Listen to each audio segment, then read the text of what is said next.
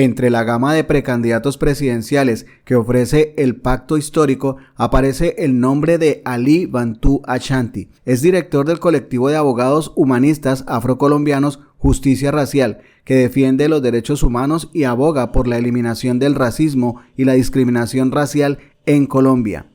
Aunque pareciera una persona nueva en la política, realmente ya ha hecho sus primeros pinitos. Hablamos con él en El Faro. Le preguntamos de todo, por Francia Márquez, por su competencia directa, por su propia campaña y desde luego por su vida personal. Así que no se lo pierda. Bienvenidos. Fue un encuentro con muchos líderes del movimiento estudiantil del cual hice parte a nivel nacional. Entonces, llegar a ese espacio, yo realmente nunca había hecho parte del Pacto Histórico, pues llegué, si bien es cierto, en la campaña pasada estuvimos trabajando como abogados, defendiendo el voto a boca de urna, y también estuvimos acompañando el movimiento Soy Porque Somos. Pues yo fui el candidato a la Cámara Afro, quien lideró esa lista junto a la vicepresidenta Francia Márquez, que junto pues con ella construimos desde cero esa candidatura y también el movimiento Soy Porque Somos. Entonces estuvimos pues allí en la campaña junto al Pacto Histórico, pero digamos yo realmente casi nunca he hecho militancia partidaria o partidista en los partidos que hacen parte del Pacto Histórico. Tuve un acercamiento hace muchos años, hace varios años más bien, con el Polo Democrático Alternativo, pero no fue lo mío, no gustó tanto. Y ahora creo que había un momento muy importante para el país, y a mi modo de ver tenemos que definir entre el fascismo o un proyecto de continuidad, y creo que allí tenía una responsabilidad que asumir, la cual asumí con la candidatura que postula el movimiento Somos Pueblo. Efectivamente fui la última persona en hablar. Creo que se me dio la oportunidad de cerrar el espacio. No estaba todo programado. Algunos pensarían que estaba todo diseñado para que fuera así, pero no fue así. Es un escenario, los espacios a veces partidistas o estos espacios de convenciones de varios partidos, donde hay congresistas, donde hay muchos intereses políticos, los espacios a veces son muy peleados. Yo no soy bueno para dar codo, por el contrario, soy bueno para construir codo a codo. Y la gente afro que estaba allí, así como otros líderes de la Colombia Humana, pues prácticamente fueron los que se pelearon la posibilidad para que efectivamente allí tuviéramos un escenario para dialogar. Lo que me parece que no es tan sano en la política, y una política sobre todo de las ideas, de la construcción, de la escucha y de que todos podamos hablar y dialogar sin cercenar el derecho y la diferencia política. Pero fue un escenario que salió bien y pues empezamos con pie firme. Este movimiento lanza mi precandidatura a la presidencia por el Pacto Histórico y estamos realmente muy felices por todos los apoyos, por todas las manifestaciones que están realizando en diferentes partes del país. Tú vienes en un proceso de formación, como nos contabas, del movimiento estudiantil, toda esta cuestión. ¿En qué momento, sí, si nos vamos, no sé, 3 años atrás, 2 años atrás o algo, empiezas a darte cuenta o a ver una opción, una posibilidad dentro de la vida política electoral? Y hago hincapié en política electoral porque siempre estamos inmersos en política y llama la atención cuando la gente le dice a alguien, no, es que usted se va a meter en política, etcétera, o algo por el estilo. El punto es ese. ¿Cuándo ves, Ali, que en la vida política electoral hay una opción y decides saltar a ello? Bueno, yo encuentro en mi experiencia sobre la participación política y sobre todo en mi formación de izquierda, del tradicionalismo radical negro, del mismo marxismo negro que he venido pues también estudiando, decirle que la política es un escenario de lucha por el poder, para servir con ética del servicio a la comunidad. Y hoy, con la crisis del cambio climático, a todo el planeta, a la naturaleza. Y tomamos la decisión en cierto momento porque creemos que estamos decidiendo entre el fascismo o el proyecto de continuidad, como lo desarrollé anteriormente en la intervención. Fue en Haití donde Bolívar, y quiero recordarles estos compañeros y compañeras, donde Bolívar encontró refugio, fue Alexander Petion, un hombre negro y libre quien le ofreció armas, barcos y hombres a cambio de una promesa simple, pero radical: libertad a todos los esclavos en América. Esa promesa fue la piedra angular de un nuevo continente posible. Pero la oligarquía colombiana, y voy a decirlo aquí, la izquierda tradicional colombiana, que no es la que yo veo aquí hoy presente, también borró la historia de Haití. La memoria y sus luchas totalmente invisibilizadas. Y no es una historia lejana. Ayer precisamente el presidente de la República abría la embajada de Colombia en Haití. Yo quiero recordarles a usted eso y agradecerle al presidente de la República por mirar hacia Haití, porque fueron los negros, la revolución negra, que parió la libertad de todos los que estamos aquí presentes hoy. Por eso el destino de la gente negra es el destino de la izquierda revolucionaria. El destino de la gente negra es al lado del progresismo revolucionario. No es al lado de la oligarquía, no es al lado de los partidos quienes en el pasado sirvieron para esclavizar a nuestra gente. Por eso hoy defendemos el gobierno del cambio. Por eso nuestra gente hoy está esperando en las veredas, está esperando en los barrios, está esperando en las grandes ciudades que los cuadros que se encuentran aquí hoy vayan y conversen con nuestro pueblo. Dialoguen con nuestro pueblo, porque muchas cosas han pasado en este gobierno y hay mucho que sanar. Y tenemos que enviar un mensaje totalmente esperanzador. Por eso nace un movimiento que me ha permitido a mí el día de hoy pronunciarme en este espacio. Un movimiento político que se llama Somos Pueblo y que va a participar y que va a tener la tarea de recoger el grueso de la ciudadanía colombiana, pero especialmente a la población afrodescendiente, las personas empobrecidas. Esa es la tarea. No habrá cambio, no habrá un proyecto verdaderamente progresista y de izquierda si la gente negra, si las personas que están en lo más bajo de la cadena de la pobreza en este país no asume el compromiso que todos ustedes y nosotros debemos asumir. Levantar esos corazones, levantar sus manos, levantarlos y ponerlos de pie para que ellos mismos, como en el pasado, puedan conquistar su verdadera libertad. Y que los recursos de este país, en definitiva, no se queden en el centro de Chapinero, no se queden en el centro de Bogotá. Que las riquezas de este país puedan llegar a cada campesino, a cada joven que hoy se debate entre las balas. Bueno, ahí vemos un primer acercamiento de lo que dijo Ali el día de la reunión del Pacto Histórico, y John estaba preguntando que cuándo había nacido ese momento, pues esa inspiración para entrar en la política. Que esa inspiración, pues primero viene de toda mi formación como del marxismo negro, del tradicionalismo radical negro, de muchos intelectuales anticolonialistas de África, de Estados Unidos y también de Europa y obviamente de América Latina. Como un hijo del movimiento estudiantil, donde participé en los movimientos, organizaciones afro como el CEUNA, donde me formé políticamente, soñábamos con un movimiento de izquierda negro en el país, soñábamos con un movimiento progresista negro. Pues nuestros padres, nuestros abuelos, quienes tuvieron por primera vez el derecho a votar, porque recordemos que la gente negra en este país, como las mujeres, no podían votar, fueron formados, o más bien votaron en los partidos tradicionales, tanto el Partido Conservador como el Partido Liberal. Posteriormente, votaron en los partidos que surgen después de estos partidos. Sin embargo, pues ustedes conocen también la historia de este país.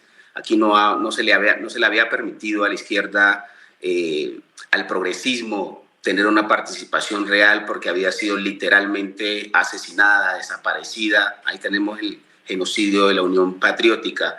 Y pues cualquier pensamiento distinto o diferente pues era perseguido en este país. Sin embargo, la historia no me deja mentir.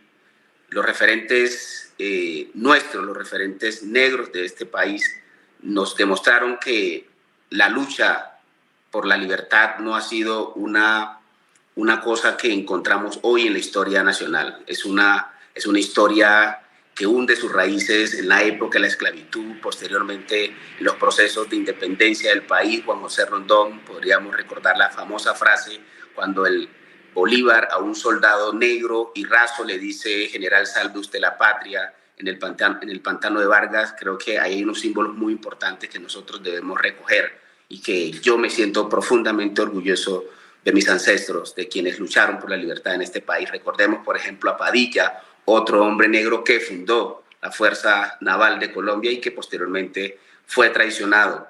¿Y qué decir de los palenques que derrotaron en su momento al sistema esclavista? En Colombia tuvimos más de 50 palenques y que posteriormente fueron lamentablemente desaparecidos de la historia nacional, que eran territorios libres. Recordemos a San Basilio de Palenque, que hoy pues ahí existe el primer pueblo libre de América, y que posteriormente aprendieron otros procesos en el mundo, especialmente en Brasil, con los quilombos. Ni qué decir pues de la Revolución Haitiana, la primera revolución de Occidente, la verdadera revolución de Occidente, por encima de la Revolución Francesa. Esa revolución parió la libertad también para Colombia, para varios países de Latinoamérica, y Bolívar fue donde encontró refugio, como lo señalaba en el video, y todos estos referentes. Malcolm X es para mí uno de los hombres que me abrió las puertas hacia encontrarme consigo mismo, hacia mi destino. Creo que los jóvenes negros, los jóvenes populares, los jóvenes de todos los colores en este país, sobre todo los que vienen de estratos populares, tenemos un destino, y es meternos sí o sí a disputar el poder para el pueblo y por el pueblo. Y en todo eso fue que encontré inspiración en mis abuelas, en mi mamá, que son unas grandes mujeres luchadoras que con las uñas nos llevaron a la escuela, con las uñas nos han criado en medio de tantas dificultades, en medio de tantas heridas, en medio de tanto que hay que sanar en este país, y creo que de allí también encontré mi inspiración. Yo creo en los pequeños cambios, en las pequeñas cosas que se hacen para transformar una vida, y por eso hace unos años fundé un colectivo de abogados que hoy somos más de 200 abogados negros en el país, y también personas mestizas, blancas, que apoyan estas causas. Allí nosotros defendemos a víctimas de violencias de Estado, a víctimas del conflicto armado, víctimas del racismo, la discriminación racial, de las múltiples violencias que sufren los colombianos a diario. Porque me di cuenta desde la Facultad de Derecho donde estudiaba que la justicia era un privilegio en este país y sigue siendo un privilegio. Aquí quienes acceden a justicia son precisamente quienes tienen el poder para pagar un abogado. Y mucha gente termina en prisión, condenada por falsos juicios, porque no tuvo defensa técnica, y por eso creamos esta organización, para defender a víctimas de la violencia policial, para defender a la víctima de las violencias militares en el país. Y ahí abrimos una agenda que nos llevó a entender que la violencia del Estado, de las fuerzas militares, de la fuerza de la policía, pues estaba muy ligada a la política de no solo de seguridad, sino también a la política de drogas, o la guerra contra las drogas que se desarrolla también en Colombia, y que eso pues ha reproducido un montón de prejuicios contra personas empobrecidas, contra personas racializadas, que terminaban o siendo asesinadas o terminaban en la cárcel. Y por eso realizamos este trabajo. Estas personas que señalan eso, pues quería como comentarles un poco de dónde vengo, cuál es mi trabajo, porque no es cierto que soy un instrumento ni de Petro ni de nadie. Afortunadamente soy un hombre que me enseñaron desde muy pequeño en mi casa que uno lo que se come debe trabajarlo, ¿sí? Y en mi casa me enseñaron que uno no se come 2 platos de comida, uno se come un solo plato de comida, duerme en una cama y no necesita más de allí, y que el resto pues hay que trabajar es para que la gente también pueda tener acceso a los mínimos básicos para vivir con dignidad. Tengo varias dudas que quiero que Ali nos las conteste. La primera, ¿cómo sería esa relación con Trump en una eventual presidencia de Ali? La segunda es si encuentra alguna similitud en la persecución que se hace con los latinos con alguna discriminación en Colombia. Voy a empezar por la segunda. Se parece en todo. La discriminación, estas son nuevas formas de racismo. El racismo que se reprodujo, se reproduce, lo que conocemos como el racismo antinegro, no es la única forma de racismo. El racismo es una ideología de dominación que ha existido, digamos, tuvo un desarrollo muy poderoso a partir del siglo XVIII, que conocemos como el racismo científico, que intentó demostrar que la gente negra era inferior a los áridos, a los blancos, pues y que utilizaron un montón de intelectuales, recursos, academia, la misma religión católica, etcétera, etcétera, se involucraron para demostrar que la gente negra era inferior al resto de los seres humanos, lo cual pues fue totalmente, fue una empresa que no se pudo lograr porque pues definitivamente los seres humanos pues somos una sola raza y esto pues tenía la intención de dominar no solo los recursos y la fuerza laboral a los seres humanos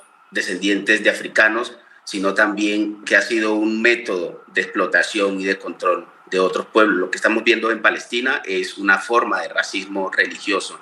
Lo que hemos visto anteriormente en Europa, lo que llamaron bárbaros, es sobre una forma de racismo y de esa manera se extinguieron muchísimos pueblos que nos cuentan de otra manera, pero allí habían orígenes precisamente de ideologías de racismo, de prejuicios, que se crean todas unas narrativas para extinguir a otros pueblos, los Hutu y los Tutsi, que los medios de comunicación incluso ayudaron para crear estas diferencias entre estos pueblos y que eso era base fundamental para decir, si usted es Hutu o es Tutsi, pues entonces usted es inferior o usted es lo otro y conforme con ello, pues ustedes vieron y son testigos de que fueron asesinados más de 500,000 personas. Lo que está pasando con los migrantes en el mundo y toda la narrativa que se está construyendo desde Occidente, desde las fuerzas del orden, son nuevas formas de discriminación, son nuevas formas de racismo, lo que Achille Mbembe denomina el devenir negro del mundo, de cómo millones de personas, la mayoría de las personas que sin ser negras son tratadas como personas negras. Y en ese sentido es lo que yo llamo el poder popular, el poder de la gente que está siendo descartada por el sistema, que está siendo tratada como prescindibles del sistema y que son asesinadas o encarceladas de la peor manera. La forma como ha encontrado el sistema económico neoliberal para tramitar las desigualdades y la acumulación sin límites de las riquezas del planeta. Entonces, allí hay un llamado necesario no solo a la gente en Colombia, sino a todo el planeta. Hacia dónde debemos conducir las luchas, hacia dónde debemos conducir el planeta y la vida, que hoy pues está siendo asesinada de múltiples maneras. No solo como pasa en Palestina, que es un gran laboratorio para entender, no solo los asesinan con bombas, sino también con hambre. Imagínense cuántos millones de personas mueren en el mundo por hambre. La segunda pregunta, o más bien la primera pregunta, ¿cómo trataría un joven como yo, que no me considero tan joven, pero sí con la fuerza vital de la juventud, enfrentaría una situación con Donald Trump, que es un tipo pues, que representa el fascismo en el mundo? Creo que no puede ser arrodillándose, creo que debe ser con valentía, creo que debe ser con toda la inteligencia posible, pero no puede ser arrodillándose al imperio. Nosotros aquí hemos sufrido también el autoritarismo del imperio gringo, de cómo han mantenido las garras no solo sobre Colombia, sino en América Latina y en el mundo, cómo han quitado y han puesto presidentes. Cuando no les gusta, simplemente los quitan. ¿Para defender qué? No los intereses de la tal democracia que ellos llaman, sino los intereses de las grandes empresas y de los recursos y las riquezas que saquean del resto del mundo.